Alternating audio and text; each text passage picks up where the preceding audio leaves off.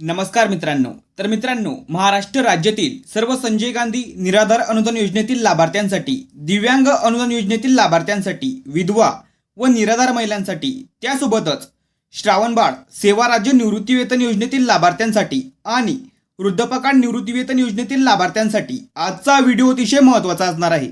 कारण मित्रांनो, राज्य शासनाच्या माध्यमातून 2500 रुपये वाढीव अनुदान दिव्यांग लाभार्थ्यांच्या खात्यामध्ये ऑक्टोबर महिन्यापासून जमा होईल असा शासन निर्णय जाहीर करण्यात आला आणि या संबंधित अनेक लाभार्थ्यांच्या माध्यमातून प्रश्न विचारण्यात आला की आमच्याकडे याआधी दिव्यांग प्रमाणपत्र नव्हतं, पण आता आम्ही ऑनलाईन पद्धतीने UDID कार्ड बनवलं आहे.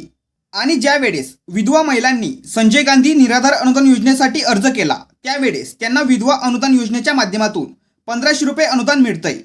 पण काही विधवा महिला दिव्यांग सुद्धा आहेत आणि त्यांच्याकडे UDID कार्ड म्हणजेच दिव्यांग प्रमाणपत्र सुद्धा आहे. आणि अनेक वृद्धपकाळ योजनेतील लाभार्थ्यांच्या माध्यमातून सुद्धा प्रश्न विचारला जातोय की आम्ही जेव्हा योजनेसाठी अर्ज केला तेव्हा आम्हाला वृद्धपकाळ योजनेच्या माध्यमातून 1500 रुपये दिले जात आहेत, परंतु आम्ही दिव्यांग आहोत तरी आम्हाला वृद्धपकाळ योजनेच्या माध्यमातून 1500 रुपये दिले, परंतु आता आम्ही दिव्यांग असून योजनेसाठी अर्ज करत असताना त्या संबंधित अधिकाऱ्यांनी आमचा वयाचा विचार करून आम्हाला वृद्धपकाळ योजनेमध्ये टाकलं, तर आता आम्हाला सुद्धा दिव्यांग अनुदान योजनेच्या माध्यमातून वाढीव अनुदान 2500 रुपये मिळणार का? आणि त्यासोबतच विधवा महिला ज्या दिव्यांग सुद्धा आहेत त्यांना सुद्धा वाढीव अनुदान 2500 रुपये मिळणार का? तर या संबंधित संपूर्ण माहिती आपण आजच्या व्हिडिओच्या माध्यमातून जाणून घेणार आहोत, त्यामुळे व्हिडिओ शेवटपर्यंत बघायचा आहे. आणि चॅनलवरती जर नवीन असाल तर चॅनलला सबस्क्राईब करा. अशाच महत्त्वपूर्ण माहितीसह व्हिडिओ आपल्या चॅनलवरती येत असतात.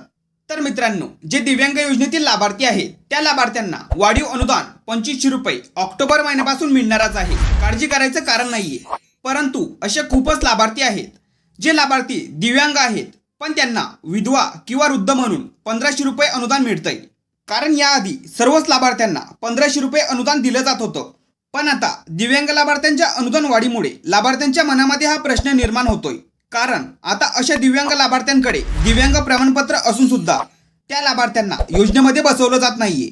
तर ज्यावेळेस राज्य मंत्रिमंडळाची जी बैठक झाली त्यावेळेस त्या बैठकीमध्ये स्पष्टपणे सांगण्यात आलं होतं की संजय गांधी निराधार योजनेतील दिव्यांग लाभार्थ्यांना आणि श्रावणबाळ योजनेतील दिव्यांग लाभार्थ्यांना, फक्त या दोनच योजनेतील दिव्यांग लाभार्थ्यांना 2500 रुपये वाढीव अनुदान दिले जातील असं त्या मंत्रिमंडळ बैठकीमध्ये सांगण्यात आलं होतं.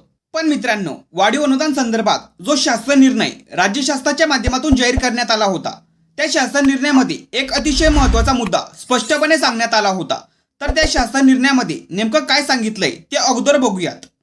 तर या शासन निर्णयानुसार सदर अर्थसहाय्यातील वाढ ही संजय गांधी निराधार अनुदान योजना, श्रावणबाळ सेवा राज्य निवृत्तीवेतन योजना, इंदिरा गांधी राष्ट्रीय वृद्धपकाळ निवृत्तीवेतन योजना, इंदिरा गांधी राष्ट्रीय विधवा निवृत्तीवेतन योजना व इंदिरा गांधी राष्ट्रीय दिव्यांग निवृत्तीवेतन योजना या योजनेतील सर्व दिव्यांग लाभार्थ्यांना लागू राहील.